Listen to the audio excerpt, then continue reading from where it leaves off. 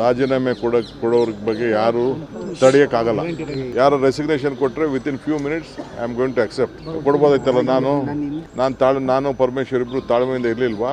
ಎಲ್ಲ ಮಂತ್ರಿಗಳಿಗೆ ನಾನು ಕೂಡಲೇ ನಾಳೆಯಿಂದನೇ ಎಲ್ಲ ಬರ ಪರಿಹಾರಕ್ಕೆ, ಬರ, ಅತಿವೃಷ್ಟಿ, ಅನಾವೃಷ್ಟಿ ಇವಕ್ಕೆಲ್ಲ ಭೇಟಿ ಮಾಡಬೇಕು ಅಂತ ಹೇಳಿದ್ದೀನಿ. ಟೈಮ್ ವೇಸ್ಟ್ ಮಾಡಿಬಿಡಿ ಅಂತ. ಸೊ ನಾಳೆಯಿಂದನೇ ಎಲ್ಲ ಜಿಲ್ಲೆಗಳಿಗೆ ಹೋಗಬೇಕು ಅಂತ, ಎಲ್ಲ ಆಫೀಸರ್ಸ್ಗೂ ಎಲ್ಲ ಸೈಟ್ ವಿಸಿಟ್ಗೆ ಏರ್ಪಾಡು ಮಾಡಬೇಕು ಅಂತ ಇನ್ಸ್ಟ್ರಕ್ಷನ್ ಕೊಟ್ಟಿದ್ದೀನಿ.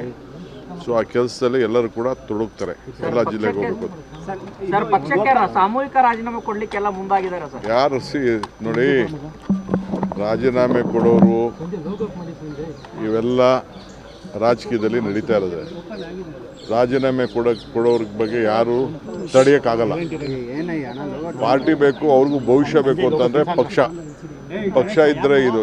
ನನಗೆ ರಾಜೀನಾಮೆ ಕೊಡ್ಬೋದೈತಲ್ಲ. ನಾನು ಧರ್ಮಸಿಂಗ್ ಕಾಲದಲ್ಲಿ, ಬೇರೆ ಕಾಲ, ಸಿದ್ದರಾಮಯ್ಯವ್ರ ಕಾಲದಲ್ಲಿ ಎಲ್ಲ ನನ್ನ ಮಂತ್ರಿಗೆ ತಪ್ಪಿಸ್ತಾರಾದಾಗ ನಾನು ಪರಮೇಶ್ವರ್ ಇಬ್ಬರು ತಾಳ್ಮೆಯಿಂದ ಇರಲಿಲ್ವಾ? ನಿನ್ನೆ ಯಾರು ಹೇಳಿಲ್ವಾ? ನಾನು ವೀರೇಂದ್ರ ಪಾಟೀಲ್ ಕಾಲದಲ್ಲಿ ಬಂಗಾರಪ್ಪನವ್ರಿಗೆ ಕೊಟ್ಟಿರಲಿಲ್ಲ, ಖರ್ಗೆ ಸಾಹೇಬ್ರಿಗೆ ಕೊಟ್ಟಿರಲಿಲ್ಲ, ಧರ್ಮಸಿಂಗ್ಗೆ ಕೊಟ್ಟಿರಲಿಲ್ಲ.